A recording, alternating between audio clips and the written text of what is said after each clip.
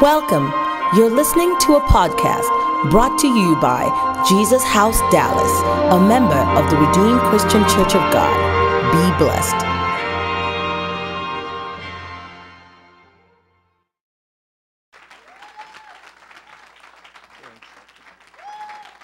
Hallelujah. Amen. Yeah, that's right. Praise the Lord. It's a privilege to be here, and it's a blessing, to be here. Because someone told me, I told the HODs, that if you have not preached in Jesus House Dallas, you haven't preached anywhere. So I'm so glad that I can add Jesus House Dallas to my resume of where I've ministered. Amen.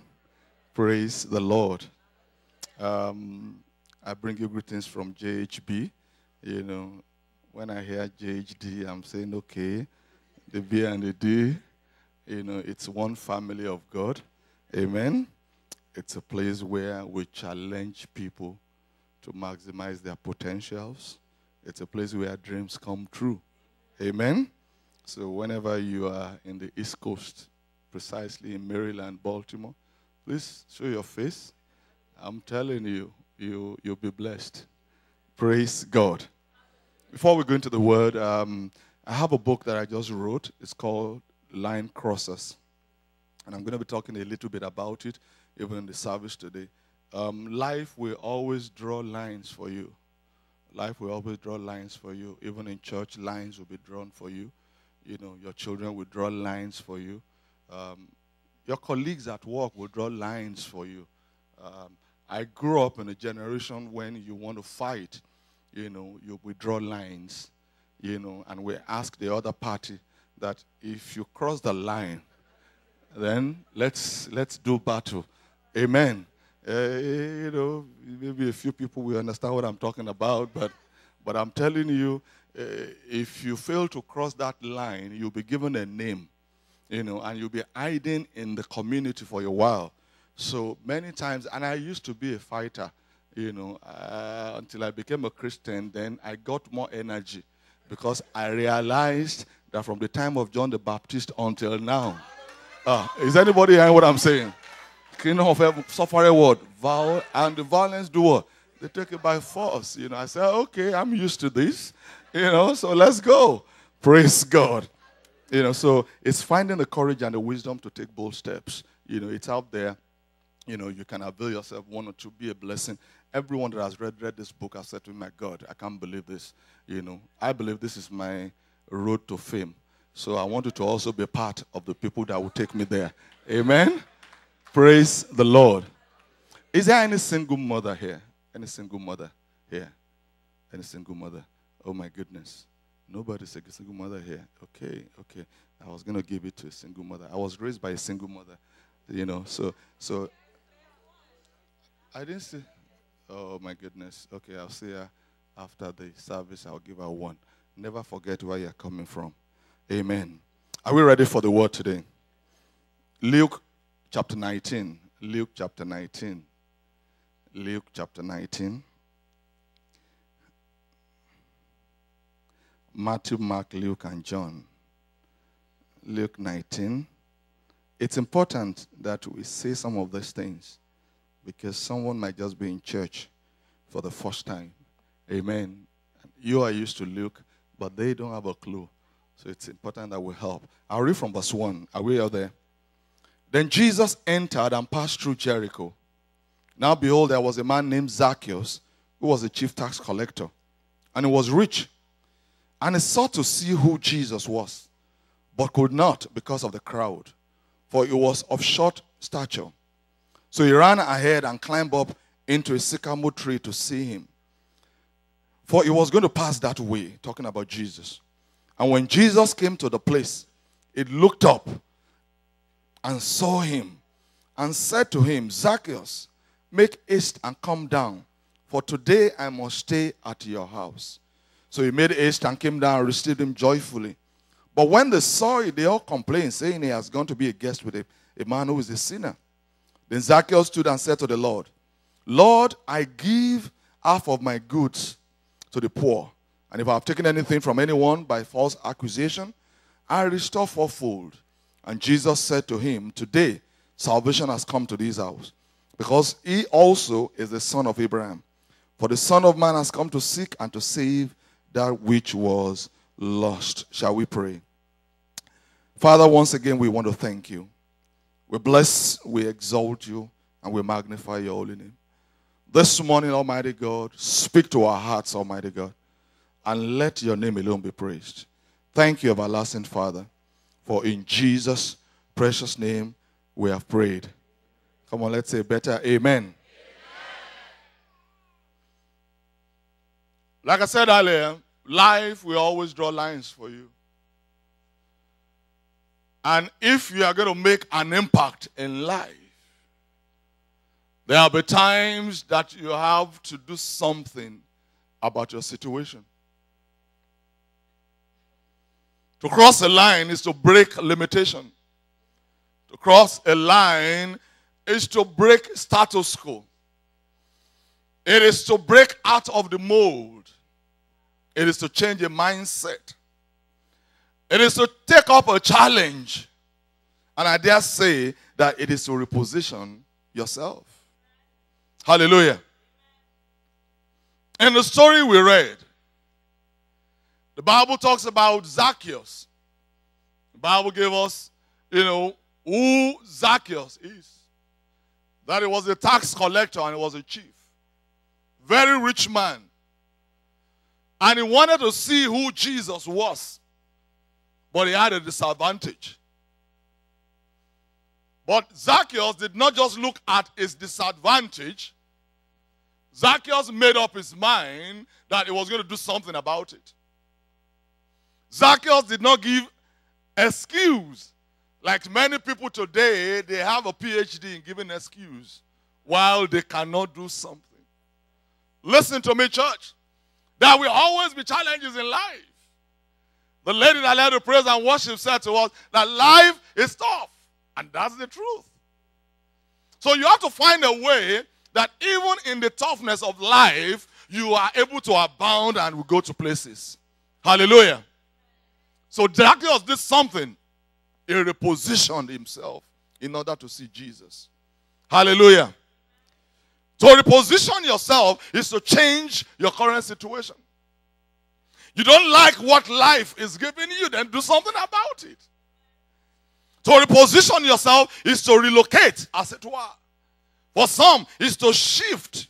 Shift from what you used to do and do something different. I'm shocked that in church, people want to do the same thing always, and yet they expect a different result. That's insanity. Is anybody hearing me this morning? To reposition yourself is to change your image for some people. It's to be able to resituate yourself. Why? Because you are going somewhere. Hallelujah. We say this in Africa, that when you hear of a war for a crippled man, that he does not get killed in war, but is a crippled man that is wise. Some can just sit there, even though they've heard that war is coming, and they do nothing about themselves. If you don't believe me, ask the man that was at the pool of Bethsaida. He had been there for how many years? For so many years, he had been in the same place. And he said, whenever I want to get there, there's no one to help me. For God's sake, how can you be somewhere for 28 years and you don't have a clue how to get to the pool? If you cannot walk, you can crawl. If you cannot crawl, you can roll yourself. At least do something. Because by the time you spend 28 years in a place, you should have an idea how things operate. But rather than do something about himself, he was taking offense at the people. There's nobody here to help me. One young man said to me many years ago, he said, my father is not there for me. I said, can you be there for yourself? Because after a while, you've talked about your parents. It's time for you to address yourself and say, even if nothing is happening here, I need to do something about my situation. Praise the Lord. So, how now do I reposition myself? How do I cross the line? Then we'll look at a few points. Looking at Zacchaeus' example. Number one, you must be convinced that you are not where you ought to be. Listen to me, church. Life is a journey. There are some of us, where you are right now, is where you are supposed to be in the journey of life. But it's not the same thing for everybody. When you sit and you look in the mirror and you look at your life and you see, you know what? Where I am right now is not where I'm supposed to be. Until you realize that, you might not be able to do something about it. What do I mean? In Joshua chapter 17. Joshua chapter 17, from verses 14 to 18. The children of Joseph, they came unto Joshua and they said to us, why have you given us but one lot? Since you can see that we're great people. This place is too small for us. And Joshua looked at them. He said, you are right, since you are a great people. But guess what? There's more land yet to conquer. Now take up yourself and go and conquer the land. Two things happen there. Number one is realization that where you are is not where you are supposed to be. That's a good step. But then you don't end it there. Unfortunately, this is where a lot of people end it. Hallelujah. A man came to our church and he came to me. I'm an old man. And he said to me, Pastor, I've been in this church for 5 years. I said, really? He said, yes. He said, but I just got fired. I said, where? And he told me the place he was working. I said, how many years have you been working there? He told me. I said, I'm not surprised they fired you. He said, what do you mean by that? I said, you have been in this church for 5 years. You did not do anything about enhancing your education. You did not do anything about yourself. You waited and you worked in a place for 20-something years until they fired you. Why would I wait until they fire me? Is anybody hearing what I'm saying? I said, I preach the same message every day. Improve yourself. Challenge yourself. Go higher. You can do something better. And you have been here 5 years. Until they fired you. You now go back to school. Why didn't you do that earlier? Zacchaeus knew where he was. Wasn't where he was supposed to be. He wanted to see Jesus. And the Bible said that he could not. Why? Because he was a short man. Everybody was taller than Zacchaeus. So Zacchaeus said, rather than cry about where I am, I must do something about my situation. Can you tell your neighbor, please stop crying? Do something about the situation. Oh, please tell the other neighbor, please stop crying. Do something about your situation. Hallelujah. Zacchaeus knew that if he stayed where he was, there's no way he will have seen Jesus. So he did something about the situation.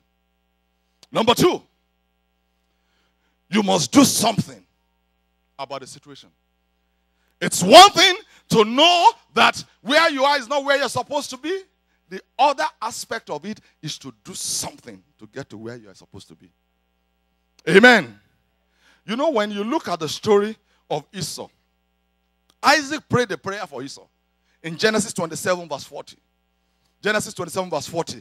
Let me read for you. He said to Esau, when Esau came back, and Jacob had taken his blessing, and he said to his father, don't you have another blessing for me? There was something you can do to bless me. Just bless me, please, my dad. And the man said, well, I blessed your brother. He came earlier. But well, let me pray this prayer for you. And he went forward. And he said, by thy sword thou shalt live, and thou shalt serve thy brother. I thought he was supposed to be praying for him.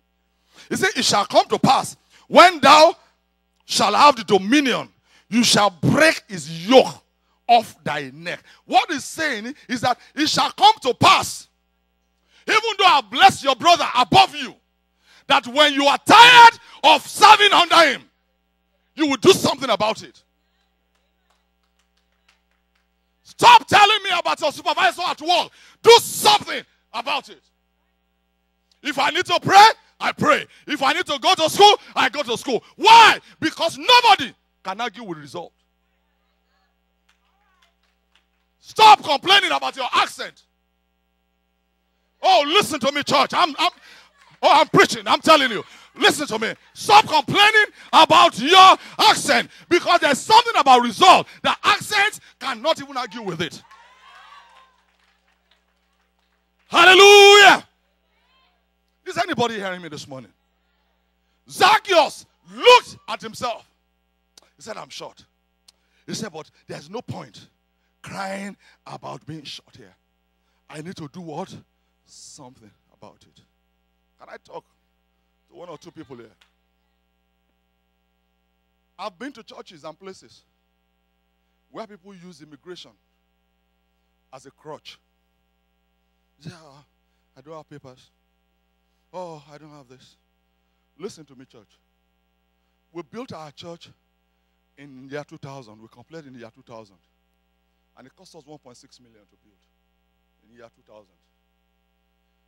I didn't have papers. And I was dealing with bank managers negotiating over $1 million loan. Please stop giving me excuses. SARS with Nations Bank. And I was dealing and talking about $1 million loan. And yet I had no papers. They say, Pastor, I can't get a job. You can't get a job, start one.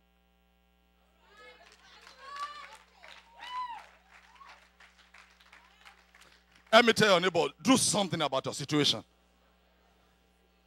Hallelujah. Number three, to cross the line or to reposition yourself, you need to add value to your position. Many people want to be paid top dollar, but they don't add value to anybody. It is the value you add to the company that determines how much money is given back to you. Is anybody hearing me? A young man in our church came to me and he said to me, Pastor T, they've asked me in my company to name my price. Then they will pay. And I asked him, I said, how much money are you earning right now? And at that time, he was earning $250,000. Yeah, for some of you, you are thinking it's not possible. Keep on living.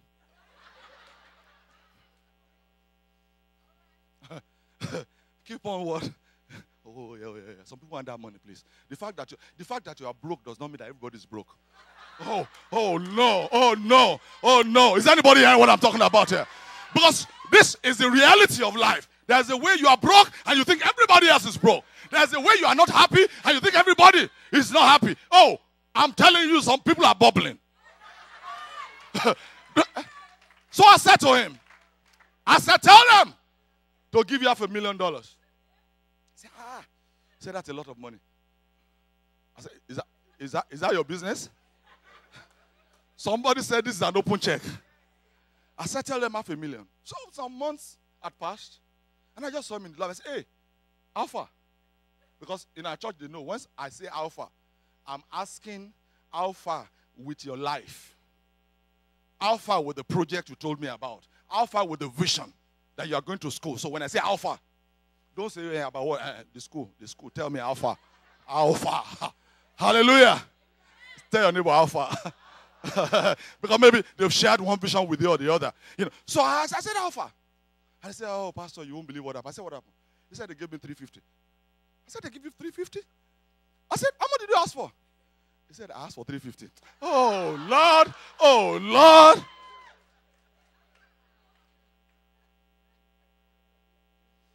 As soon as Zacchaeus ran up to the top of the sycamore tree, he added value to himself. Because the Bible said that once Jesus got there, he looked up and he saw him. When you add value to your life, people will have no choice but to notice you. Hallelujah. Somebody say, I must add value to my life. He ran. And Jesus got there. Have you wondered who told Jesus he was there? Nobody told him. But the reason why Jesus must have looked, because when the Bible does not tell us something specifically, you can use your imagination. I want to believe the reason why Jesus looked up there was that everybody was looking up there. And Jesus must say, what are they looking at? And suddenly he saw him. When you add value to your company, nobody has a choice but to return the value back to you. When you add value to your wife, the wife will return value back to you. When you have value, I'm telling you, to your husband, the husband has no choice also to return value back to you. Whenever you reposition yourself in life, you must think of what value am I adding? If you keep on calling out, one day they will call you out. Is anybody hearing what I'm talking about here? There's nothing that keeps people's mouths shut or keeps people that criticize you to keep their mouth shut more than showing result. Let everybody criticize you. But when they see the result, they will keep quiet. It's time for you to make some people keep quiet in Dallas. And why? By showing result. Somebody say, I will show result. Oh, come on, say it one more time with conviction. Hallelujah.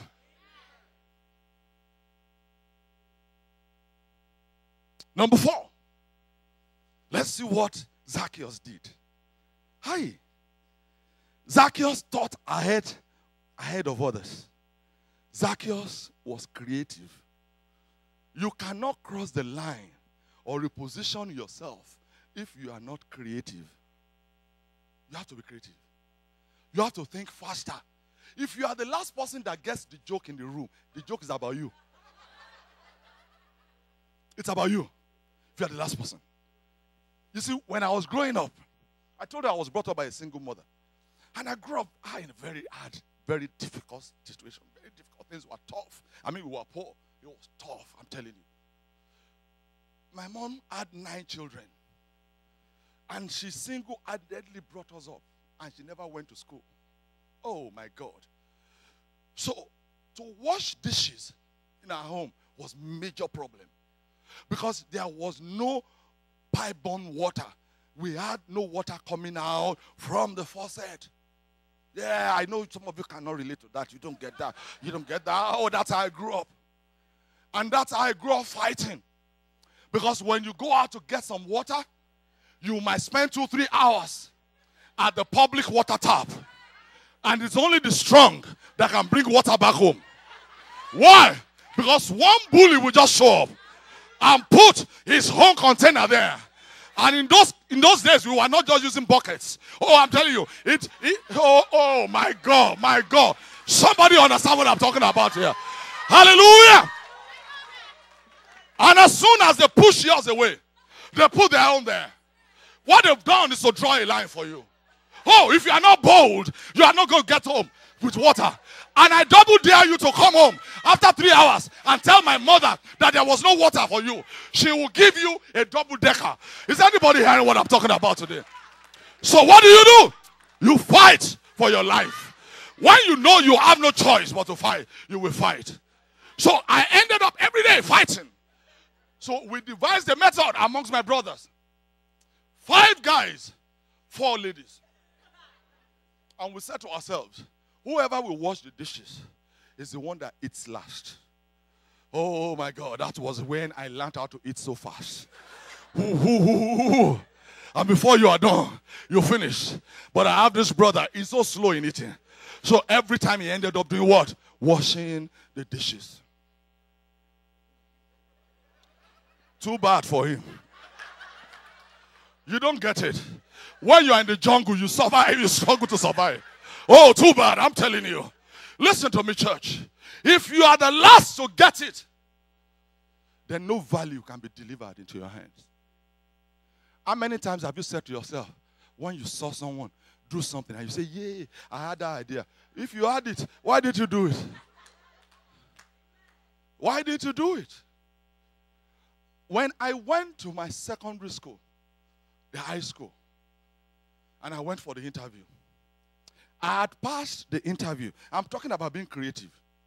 And I want you to just note, it's the principle here that I'm giving. Not that it's a good example, but the principle behind it. To be the first, very creative. When we finished the written exam, it was a Catholic school. And they took everybody out.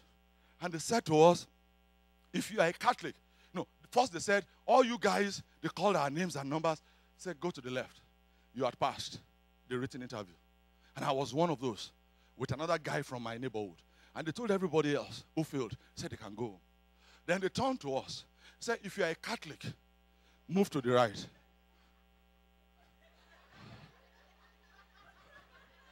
I said, what? So they began to eliminate people. I was raised up by a single mother who was also a Muslim. So I was raised up as a Muslim. Then they say, if you are from Mary Hill Convent School, can you move to the right? And they joined them. That's a private school. And I went to a public school. Oh, my goodness. By the time they were calling the Catholics, in fact, they called the Mary Convent School first. So by the time they were calling the Catholics, I just followed them. My friend who grew up with me in the same neighborhood, he looked at me. I didn't look at him. He was wondering, I said, when did you become a Catholic? Because I saw that the more they were calling the different batches, the more my chance of getting to that school was getting slimmer. I said, I can't go back home and tell my mom that I was disqualified because I'm not a Catholic. So I moved. And one father, Reverend Father, just saw me. And I don't know what happened. He just said to me, he said, are you a Catholic? I said, yes. He said, what's your baptismal name? I'm talking about being fast. We had gone to the sanctuary before the written exam for Mass. And I saw on the wall St. Benedict. Oh, no. Oh, no. Oh, no. Oh, no. Oh, no. Oh, no. You don't want to be the last to get this in. He said, what's your baptism? I said, Benedict. He said, that's all right. I looked at my friend. I said, if you talk. Hallelujah. That's why today, my middle name is Benedict. I gave myself that name. So on my wedding day, when I got married in a Catholic church, and they were saying, do you, Benedict, take this to be your wife? I was looking for Benedict. My father was looking at me like, hello, Benedict? It was my wedding day. He couldn't do anything. The train had already left the station, so he couldn't do anything. Hallelujah. Zacchaeus ran up the tree. While everybody else was complaining about being pushed, trying to see Jesus, he became creative. Can you ever imagine what it took Zacchaeus to run up that sycamore tree? But he ran up the place. Praise the Lord. In 1 Samuel 30, when they came and attacked Ziklag, David and all his people were crying. They cried so much that some people got so weak and they could not weep anymore. But while they were still weeping, what did David do? David went to God. He said, God, shall I pursue? Will I recover? God said, you will not only pursue, you will overtake and you will recover all. I see you pursuing and overtake and recovering all. I said you will overtake and recover all. In the name of Jesus. Number 6. Hallelujah. Is number 5? You must be ready in verse 4 to work twice as hard as you are doing right now. If you are going to cross the line, I told you when they draw the line for us, immediately you cross the line, you must be ready for a fight. Please don't complain that you are working so hard now that you have set up your business. You remember how hard you worked when you were working for somebody else. I don't get it when people start up their business and they say, oh, this thing is so tough, it's so tough. Oh, it is tough. If you don't like the heat, get out of the kitchen. It is tough. It is what? Tough. And the bigger the head, the bigger the headache. Hallelujah. You must be ready to do what? Work twice as hard. It was not an easy task. Let me give you a visual example of Zacchaeus. I come from Nigeria. And I can liken Zacchaeus to a customs official. Listen to me. Because many of them dwell on bribe and they live on bribe. So they take so much free money. And because of that, they don't watch their diet. So most times when you see a customs official, you know them by their tummy. Even though the Bible says that by their fruit we shall, but this one's by their tummy or weight we shall. So it's not unlikely that Zacchaeus was obese. He was short. Can you imagine a short man that is also overweight? How did he run to climb the tree? That's what I'm saying. That's what I'm saying. There are some things that you have to do to cross the line, to reposition yourself, to move yourself to another level, that those things will not come easy. It's going to be tough for you. Writing this book was not easy for me. Number one, is the first book I've ever written that is a crossover book. What do I mean by crossover? There is no scripture quotation there, but everything there has spiritual foundation. I didn't quote any scripture, but everything there. I'm preaching this message to you right now. They're here. But I didn't quote Zacchaeus. So that you can put it in the hands of your supervisor, an unbeliever, a Muslim, anybody, and they can see it, and they can be challenged and do something. Why was it tough for me? Let me give you an insight into how I was brought up. You see, I went to a primary school, an elementary school, where they taught me English in vernacular. Which means, even now when I speak English, I translate it in my head. Because my foundation in English was not that good. So for me to write a book in English, and I'm preaching right now in English, and I think I'm doing good. Hallelujah. What that means is that I've had to deal with myself and do something about my situation and stop complaining. That's how I was born. That's how I was raised. That's it. No. You can do something about it to change the situation. So Zacchaeus worked twice as hard to get to the treetop. No wonder Jesus noticed him. Is anybody hearing me? In Deuteronomy chapter 2, from verses 24 to 25, God said, to Joshua, he said, rise, take your journey and cross over River Arnon. Look, I have given into your hand Sihon the Amorite, the king of the Heshbon, and his land. He said, begin to possess it and engage him in battle. Why would God ask that you possess and engage in battle when he has already given it to you? He has given it to you, but you need to fight to be able to maintain that which you have been given. Is anybody hearing me today? Don't let the problems of today be your new normal. There was a day I went to Nigeria and I was in traffic. A place where I was supposed to be like 15, 20 minutes drive. And I spent 3 hours in traffic. And after a while, I was so frustrated. But the guy taking me said to me, Pastor, don't worry. This is nothing. It used to be like 6 hours. And I knew that's a problem. Don't get used to a bad situation. And I said to him, what's good in 3 hours? You said it used to be 6. It's now 3. Which one is good? None is good. Because there's a way in life that if you are not careful, you get used to failure. And then all of a sudden you become a victim. Who has made you a victim? You can rise out of it. And you can do something about your situation. Is anybody hearing me today? Number 6, I'm still talking about Zacchaeus. Zacchaeus did something. Because when Jesus looked up and he said to him, Zacchaeus, today salvation has come to you. I must dine in your house. Zacchaeus, when he got down, he said something to Jesus. He said, everything I have taken from people, I have stolen from you, I want to give it back to them fourfold. For you to cross the line or to reposition yourself, you must put your life in order. At times I go into people's cars and they say, Pastor, don't come in yet. Let me rearrange the car. Oh, Pastor, is your children that messed up the car? Oh, please, we all have children. Put your life in order. If you don't put your finances in order, you are going to file for bankruptcy. Put your life in order. I know life happens. And some people file for it, not because of their own fault, but things just went crazy. But you can put your life in order. Is anybody hearing me today? Why? He says, I will put my life in order. In verse 8. You must put your life in order. The Bible said in Genesis chapter 1 verse 1 that the world was out of joint. There was darkness all over the face of the earth. And the Spirit of God hovered just to put everything in order. And God said, let there be light, and there was light. A life that is out of order is a life in darkness.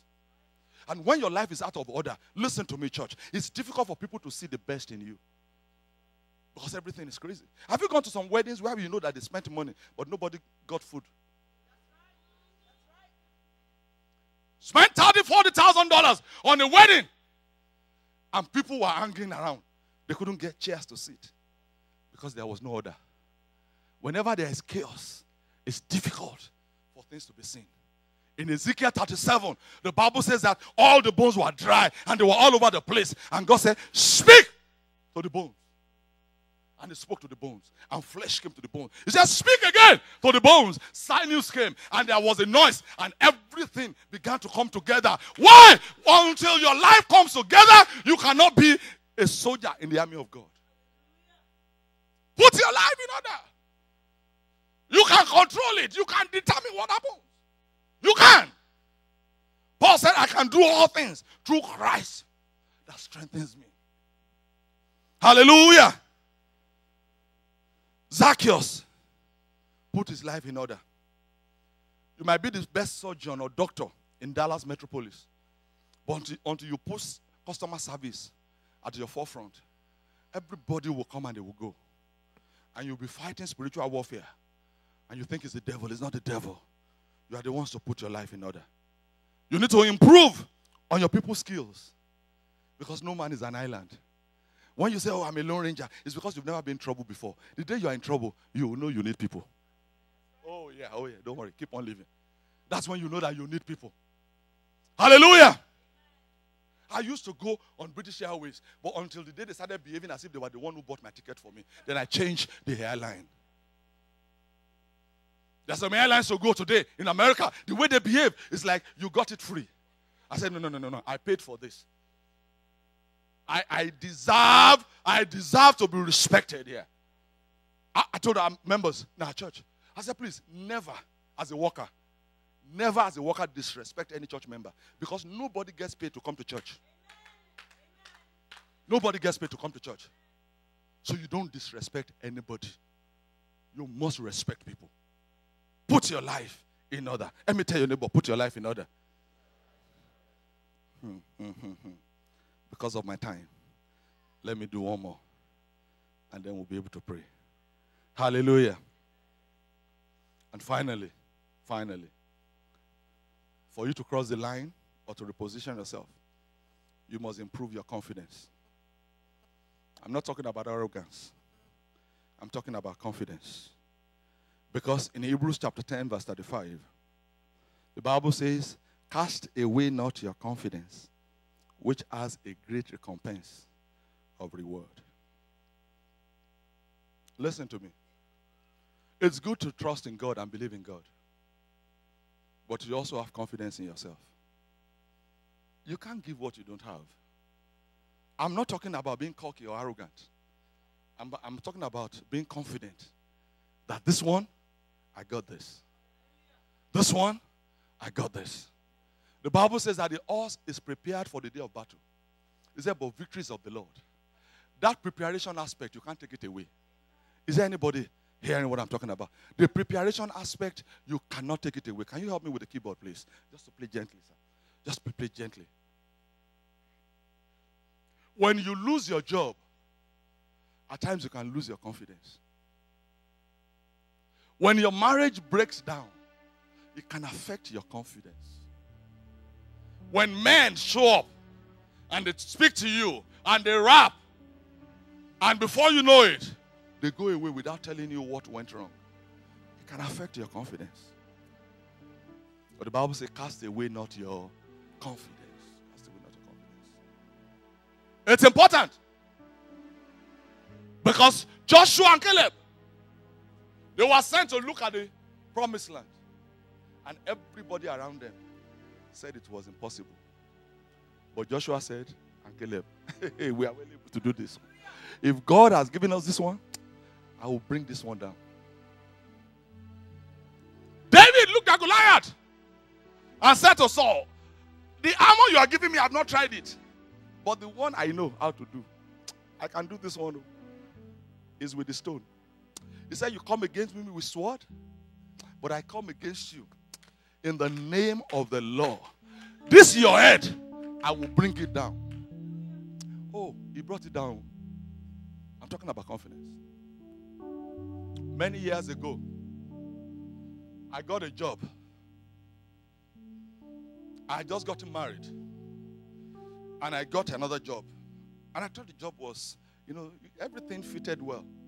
Until the day I went to start. And I realized I had made a mistake taking up the job. And I had resigned from my former job. And I just got married. 1 month. Do you go home and tell your wife, baby, I'm sorry. I can't pay the rent. 1 month? She can have a buyer's remorse.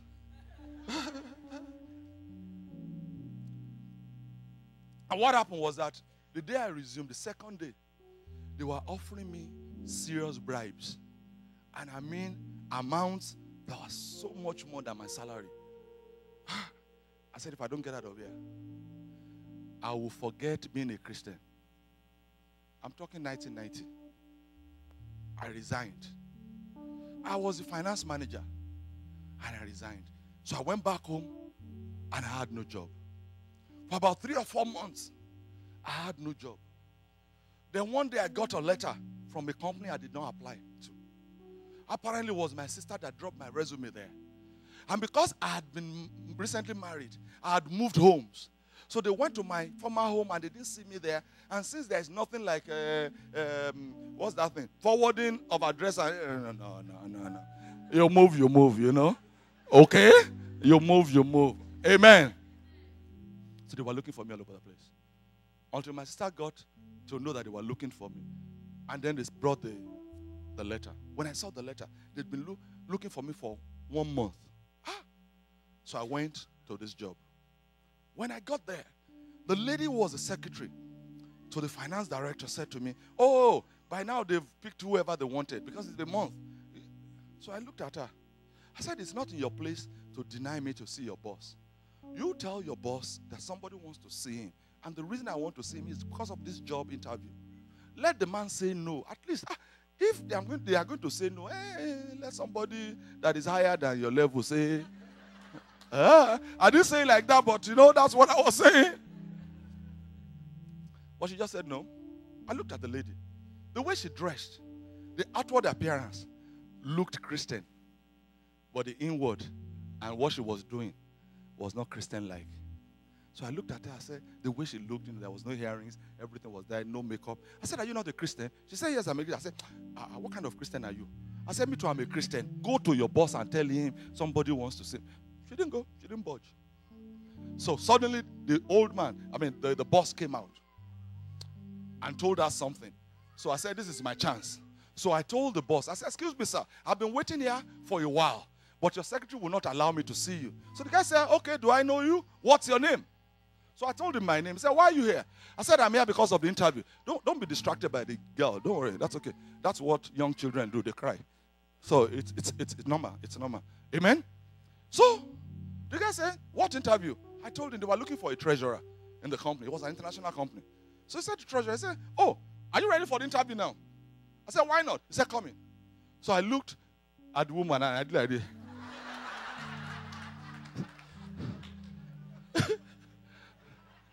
That was before I got born again. I'm kidding. I was a Christian then. So as soon as I... you two, you still have some issues they are dealing with. Am I the only one? You still have some issues. So I'm going to finish now because my time is up. As soon as I got in, I started talking to the boss. And he was asking me questions I was answering. And then he looked at me. And I'm talking about confidence. Don't forget, cast away not your confidence. And he looked at me at one point. He said, where do you see yourself in 5 years? I said, where? He said, in this company? He said, yes. I said, in 5 years, I'll have taken your job. The guy said, are you serious? I said, yes. He said, why do you say that? I said, let me tell you. You are my reporting line. I cannot report to you. And in 5 years, I'll still be on the same seat. It means that I won't have been promoted in 5 years. I'm not talking of salary increment, 3%. I'm not talking about 3% per year. No. I'm talking about 5 years. I should be able to be at another level. And in 5 years, I will have taken your job. The guy looked at me. He said, you are the one I've been waiting for. You know why? Because the guy was going to be transferred somewhere. But I was saying in my heart, whether you are fired, whether you are moved, it doesn't matter. In 5 years, I will be sitting at your job. I'm talking about confidence. Our generation was brought up not to look at people in the face, especially elderly ones. But it was a wrong way of bringing us up because our parents did not have exposure about America. They never came to America. They stopped in Britain. Right? They stopped the UK. Until I got to America and I realized that if you talk to anybody and you don't look at them eyeball to eyeball, they say that you cannot do anything. You are snaky. You are not sure. It's time for you to get your confidence back, because there's a lot of ground to cover. Shall we rise on our feet?